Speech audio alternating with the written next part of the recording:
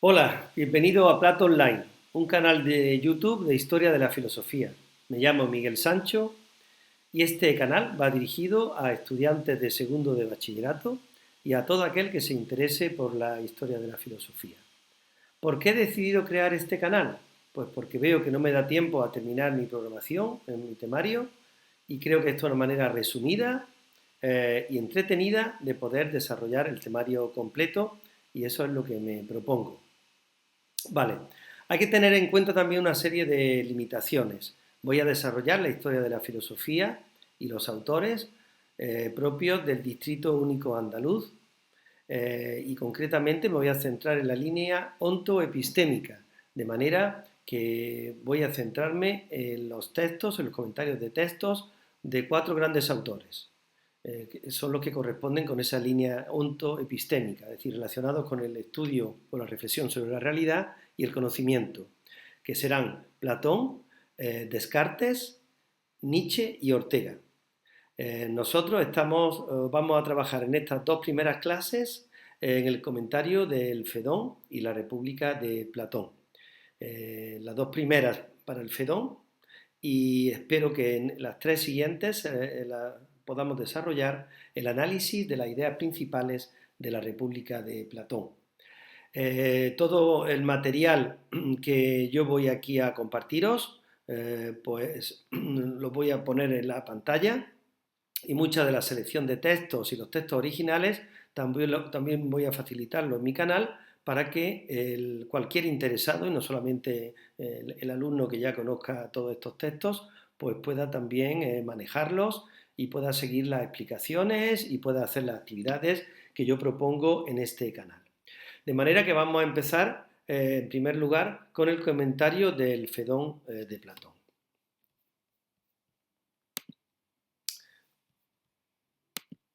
Bueno, vamos a hacer una pequeña introducción al Fedón. Y empezamos hablando de la datación, es decir, de la fecha en la que se escribe, del periodo al que pertenece y de la relación con otros diálogos platónicos. El Fedón fue escrito probablemente entre los años 385 y 378 a.C., es decir, a finales del siglo IV. Pertenece al periodo de madurez de Platón, que es donde desarrolla su teoría de las ideas, y se relaciona con otros diálogos que también hablan de Sócrates y de su biografía, como la Apología y el Critón. Los hechos biográficos que aquí se describen en este diálogo, pues son las últimas horas que pasó Sócrates conversando con sus discípulos y amigos a la espera de recibir su sentencia de muerte. Recordemos que para Sócrates la filosofía no es sino una preparación o ejercitación para la muerte y estos hechos son los que aquí se relatan. Se relaciona también con la apología de Sócrates porque así como la apología era un discurso de defensa que hizo Sócrates ante sus jueces, aquí también hay una defensa ante los discípulos de una idea muy importante que es la que aquí se va a desarrollar en este diálogo, que es la inmortalidad del alma. Y todo ello frente a la incredulidad o el escepticismo de sus discípulos o interlocutores. Y para eso Sócrates se va a centrar, y a través de la figura de Sócrates, el propio Platón, se va a centrar en tres argumentos para defender la inmortalidad del alma. El primer argumento se basa en la idea de la reencarnación difundida por las creencias órficas y pitagóricas. Recordemos que ya Pitágoras, que era un presocrático, nos hablaba de la reencarnación. Bueno, pues la inmortalidad del alma es necesaria porque si el alma preexiste al cuerpo y preexiste una existencia donde, si recordamos, conoció las ideas, pues también debería de vivir después de la separación del alma y el cuerpo, es decir, después de la muerte, para que sea posible ese proceso cíclico de nacimientos y muertes. De manera que la propia idea o la propia creencia en la reencarnación implicaría ya la inmortalidad del alma. El segundo argumento tiene que ver con la ley de la semejanza entre el alma y lo divino. El alma es lo divino, la parte divina que hay en nosotros. Y si lo divino y lo que pertenece a la esfera de Dios se relaciona con lo eterno y con lo inmortal, también nuestra alma tendría que ser eterna e inmortal. Y finalmente, el tercer argumento estaría basado en su propia teoría o doctrina de las ideas, porque ya la idea del alma, recordemos, el ánima se dice en latín, el ánima es lo que da ánimo, lo que anima, lo que da vida al cuerpo. Si el alma se asocia a la idea de la vida, pues rechaza como contrario a ello a la muerte. Por tanto, el alma tendría también que ser inmortal. De manera que de esta manera Sócrates demuestra la inmortalidad del alma. Nos convencen más o menos estos argumentos, estos son los argumentos que aquí aparecen. El diálogo acaba con el mito sobre el destino de las almas en el más allá y con el relato, la descripción de los hechos, donde ya muere Sócrates, toma la cicuta y desaparece y fallece. Muy bien, pues ahora vamos a ver ya, una vez que hemos hecho esta introducción, esta breve introducción al diálogo, vamos a ir leyendo en la página de la izquierda el texto original de Platón y a la derecha veremos cuáles son las principales ideas o problemas filosóficos que nos presenta. Examina ya, dijo él, si esto es de este modo. Decimos que existe algo igual. No me refiero a un madero igual a otro madero, ni a una piedra con otra piedra, ni a ninguna cosa de esa clase, sino algo distinto, que subsiste al margen de todos esos objetos, lo igual en sí mismo. Decimos que eso es algo o nada. Lo decimos por Zeus, dijo Simias, y de manera rotunda. ¿Es que además sabemos lo que es? Desde luego que sí, repuso él. Bueno, ese es el texto original de Platón y ahora se trata de ver cuáles son, porque es lo que se nos pide en el examen de selectividad y lo que yo voy a exigir a mis alumnos, cuáles son las ideas o los problemas fundamentales que aparecen en ese texto. En el primer párrafo se afirma que existe lo igual en sí mismo. Aquí se habla de que subsiste, pero viene a ser igual. Y se dice que existe al margen de todos esos objetos de los sentidos. Entonces se nos está diciendo, en primer lugar, que existe la idea de igualdad siempre que aparezca una cualidad donde se exprese como lo igual en sí mismo, lo bello en sí mismo, se está refiriendo a una idea. Y esas ideas existen al margen porque existen en un mundo separado. Aquí no lo dice en el texto, pero nosotros ya lo sabemos. ¿Cuál es ese mundo en el que existen las ideas, y en especial la idea de igualdad? Pues el mundo de las ideas. Eso sería en primer lugar. Después, las dos últimas líneas, se está diciendo, no se nos dice cómo hemos conocido esa idea, pero sí que tenemos un conocimiento, que sabemos lo que es, en qué consiste esa idea. Y la razón es que si no pudiéramos conocer la idea o el concepto de igualdad, sería imposible que pudiéramos comparar un objeto con otro para decir que es igual, ¿no? Ya sea un madero, ya sea una piedra, que son iguales entre sí. De manera que de esa idea ya tenemos un conocimiento. Vamos a ver en el siguiente texto cómo se obtendría ese conocimiento. ¿De dónde entonces hemos obtenido ese conocimiento? No por descontado de las cosas que ahora mismo mencionábamos, de haber visto maderos o piedras o algunos otros objetos iguales, o a partir de esas cosas lo hemos intuido, siendo diferente a ellas. ¿O no te parece que es algo diferente? Examínalo con este enfoque. ¿Acaso las piedras que son iguales y los leños que son los mismos, no le parecen algunas veces a unos iguales y a otros no? En efecto, así pasa. ¿Qué? ¿Las cosas iguales en sí mismas? ¿Es posible que se te muestren como desiguales o la igualdad aparecerá como desigualdad? Nunca jamás, Sócrates. Por lo tanto, no es lo mismo, dijo él, esas cosas iguales y lo igual en sí. De ningún modo a mí me lo parece, Sócrates.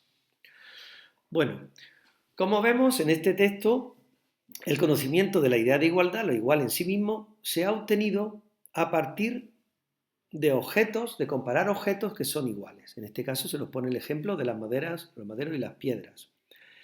Y aquí, aunque no lo diga, hay una razón implícita, que esto ha sido así porque los objetos del mundo de los sentidos, como sabemos, copian o imitan sus ideas correspondientes, de manera que los objetos iguales copian la idea de igualdad y de esa manera, como dice Platón, habríamos tenido ese conocimiento. Y no solamente imitan la idea de igualdad, sino que también participan de su perfección, ¿no? Vale, esto es algo que habría que añadir a lo que dice el texto para que se pueda entender. A veces hay que explicar pues, las ideas de trasfondo que están a la base del texto, ¿no? Y después se nos está diciendo también, a continuación, que aunque un conocimiento se deriva del otro, aunque el conocimiento de la idea de igualdad se deriva de las cosas iguales, son cosas muy diferentes, las cosas de los sentidos o la idea del mundo inteligible, porque están en planos muy diferentes. De manera que mientras que el conocimiento de los objetos iguales es subjetivo o relativo, por eso dice aquí que a unos les parece igual y a otros no. Es decir, muchas veces yo puedo considerar que dos personas se me parecen a mí, pero a otra persona puede que no se le parezcan.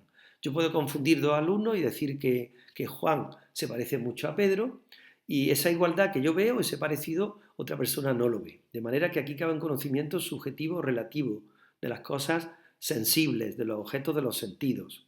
Por eso de él solamente puede haber opinión o doxa, como ya decía Platón. Sin embargo, esto es totalmente lo contrario, es muy diferente en el caso de la idea de igualdad, porque lo igual en sí mismo es objeto de un conocimiento absoluto, de un saber o episteme, puesto que es una idea. De manera que por lógica lo igual nunca se me puede mostrar como desigual. Lo igual siempre tiene que ser igual, nunca puede haber dudas sobre ello.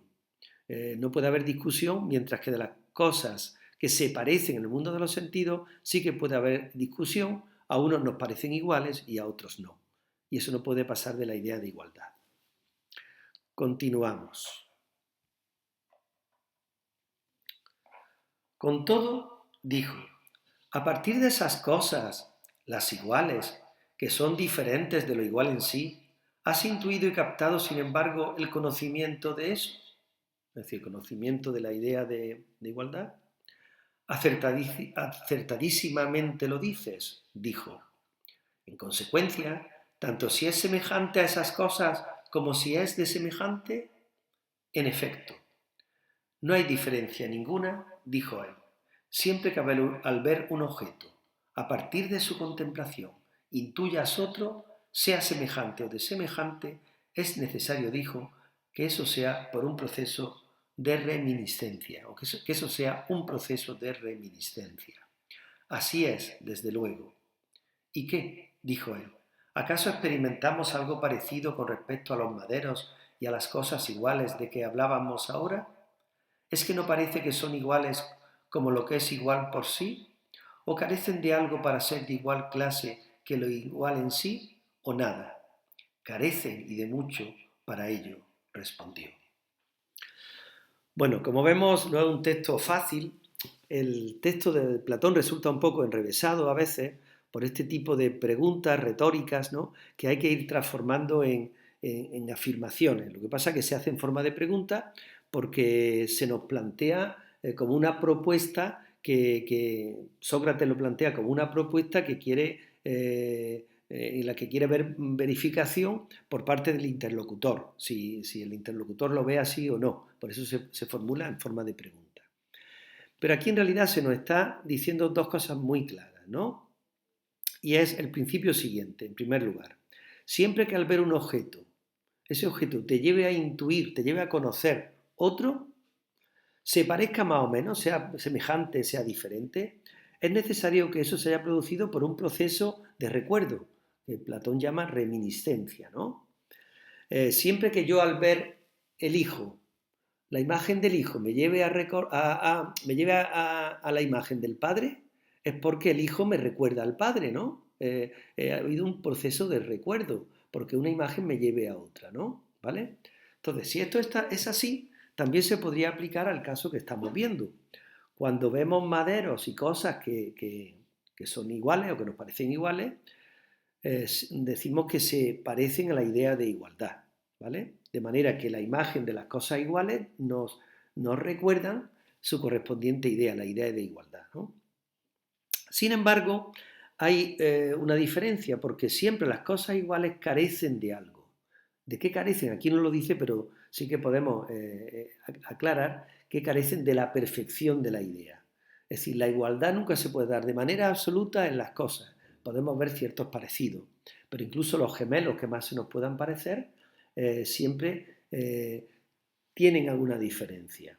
Por tanto, la igualdad de este mundo, que vemos en este mundo, las cosas que se parecen, las cosas semejantes de este mundo, nunca llegan a la perfección absoluta de la idea de igualdad. Por eso dice que no consiguen ser tal como ella. Y por eso nos resulta algo inferior, como se dirá más adelante. Aquí lo está apuntando, pero todavía no lo llega a decir. Simplemente dice que carecen de algo que es efectivamente la perfección de la igualdad absoluta. Bueno, y con esto acabamos ya el comentario hasta ahora el análisis del texto de Platón, y ahora vamos a hacer un ejemplo para ver si sabríamos, a partir de un texto, pues sacar las principales, responder a las principales cuestiones que se nos plantean en el comentario de acuerdo con la prueba de acceso a la universidad, ¿no? El texto lo hemos extraído de uno de los que hemos leído y vamos a volver a comentarlo y a ver cómo tendríamos que hacerlo para que quedara bien respondido. ¿De dónde entonces hemos obtenido ese conocimiento? No por descontado de las cosas que ahora mismo mencionábamos, de haber visto maderos o piedras o algún otro objeto iguales, o a partir de esas cosas lo hemos intuido siendo diferente a ellas. ¿O no te parece que es algo diferente? Examínalo con este enfoque. ¿Acaso las piedras que son iguales y los leños que son los mismos no le parecen algunas veces a unos iguales y a otros no? ¿Verdad? Este texto ya lo hemos leído.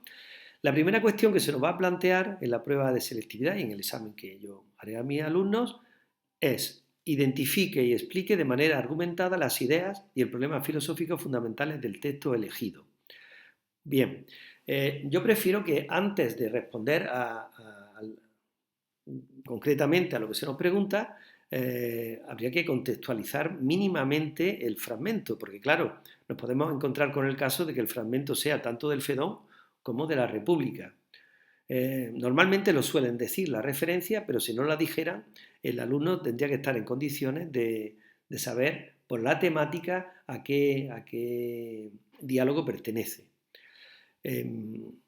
Entonces, habría que decir brevemente, haciendo un resumen de lo que vimos al comienzo, que este fragmento de texto se ha extraído del Fedón, un bello diálogo, ya sabemos que pertenece al periodo de madurez, donde se nos describe con dramatismo, ciertamente, la última hora de Sócrates, que pasó conversando o hablando con sus discípulos y amigos a la espera de su sentencia.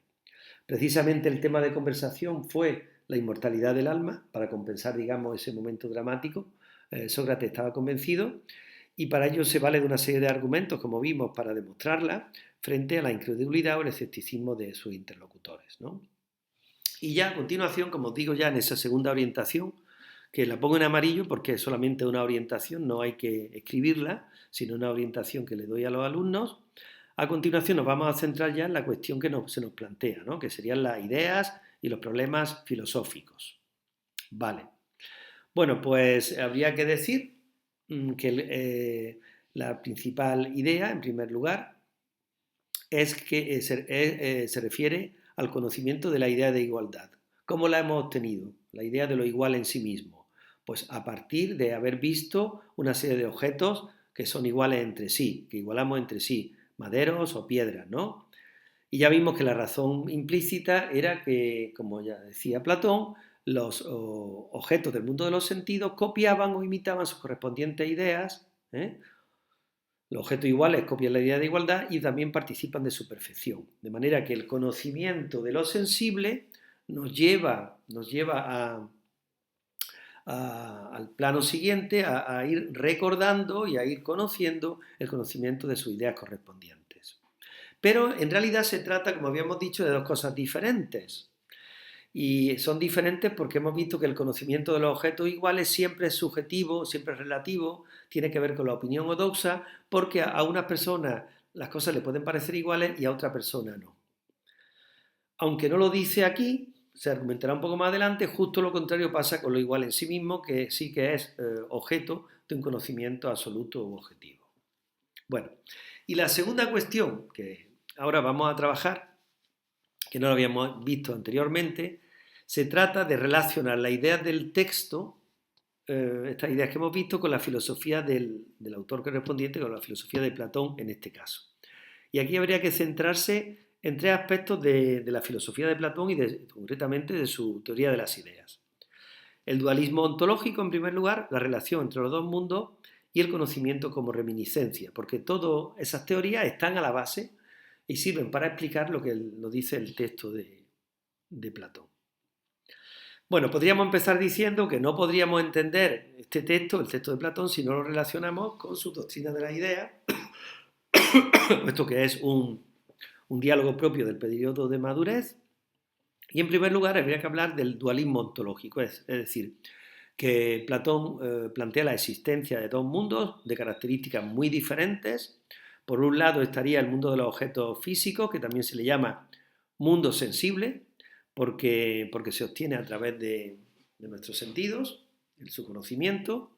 A él pertenecen objetos que siempre están cambiando, que son diversos, por tanto las características son la diversidad, el cambio, y objetos de opinión. Mientras que el mundo de la idea está en un plano superior, solo podemos acceder a él a través de la razón o el intelecto. Es un mundo que está separado, como hemos visto, del mundo de los sentidos, y en él está una serie de objetos que son eternos, que son universales, que son estables, que llamamos ideas. De la idea solamente podemos obtener saber o ciencia, entendiendo ciencia en sentido amplio, como un conocimiento, como un saber riguroso. Y también podríamos añadir que hay una especie para Platón de dios artesano, que llama demiurgo, que se valió del molde o del modelo de las ideas para formar el mundo físico, ¿no? De manera que el mundo de los sentidos no es un mundo real, el verdadero mundo, el mundo real sería el mundo inteligible. No nos olvidemos de relacionar esos dos mundos porque Platón tiene el problema de cómo superar la distancia o el abismo entre ambos, entre esos dos mundos. Y ahí podríamos decir que las ideas serían como los modelos esenciales de las cosas, mientras que las cosas sería la imitación o la copia devaluada de esas ideas, ¿no? Cosas que además participan, es decir, toman parte de la perfección de su correspondiente idea, ¿no? Entonces la relación de las cosas hacia la idea es de copia y de participación, ¿no? Ahí pongo el ejemplo, efectivamente, de cómo las cosas iguales participan o copian la idea de igualdad. Y finalmente, pues no podemos dejar de hablar de la teoría del conocimiento como reminiscencia. Para Platón, conocer es recordar, porque nuestras almas preexistieron en el mundo de las ideas, donde las contemplaron directamente, hasta que por accidente caen en el mundo material, se tienen que unir a un cuerpo, y a través de ese cuerpo solamente podemos conocer con nuestros sentidos, ¿vale? Pero a medida que la percepción de los sentidos, la percepción de las cosas nos lleva a su idea correspondiente, porque ya hemos visto que las cosas imitan las ideas, pues el alma va recordando esas ideas a través del parecido de las cosas con sus moldes, con sus ideas, y de esa manera el alma pues va retomando o recobrando sus alas para volver a su hogar original, que era el mundo inteligible, el mundo del espíritu, ¿no? Bueno, pues más o menos eso sería la explicación, ¿no? Bueno, y finalmente pues dejo unas tareas para hacer en casa, ¿no? Bueno, se trata de volver a escuchar atentamente las explicaciones de este vídeo, fijándose muy bien en el análisis de las ideas y los problemas filosóficos. Aquí se van a ver los textos 1 y 2 de la selección de textos del Fedón de Platón. Yo he hecho una especie de selección de textos que voy a dejar también en este canal para que el que quiera consultarlo lo pueda ver. De manera que para responder al comentario de selectividad, pues basta con volver a escuchar el vídeo y ver cómo responder a esos textos, a esos fragmentos concretos, que sería el 1 y el 2. El texto que hemos comentado no se correspondería con ninguno de la selección, ¿eh? Pero aquí podemos encontrar el 1 y el 2 de la selección que hice de textos del Fedón. La tarea segunda sería, siguiendo esa explicación, responder por escrito a las dos cuestiones del comentario de la prueba de acceso a la universidad, teniendo en cuenta que tanto la introducción a la cuestión 1 como la cuestión 2 son siempre las mismas, sea cual sea el texto que nos salga del FEDON, ¿no? De manera que no habría que repetirlo varias veces, en este caso 2 veces, no 3, ¿no? No habría que repetirlo, sino simplemente la contextualización de un texto nos vale también para el siguiente, ¿no? Y la relación con la filosofía de Platón, igual. Si quieres saber si respondiste correctamente, entrégame tus respuestas para que te las pueda corregir y valoraré tu esfuerzo en esta segunda evaluación. Y con esto acabamos nuestra primera clase, ¿vale? Y me despido de todos vosotros hasta la próxima y os mando un cordial saludo. Espero que estas clases os sean de utilidad porque así esa es mi intención y nos vemos en una clase más de Plat Online. Gracias. Nos vemos.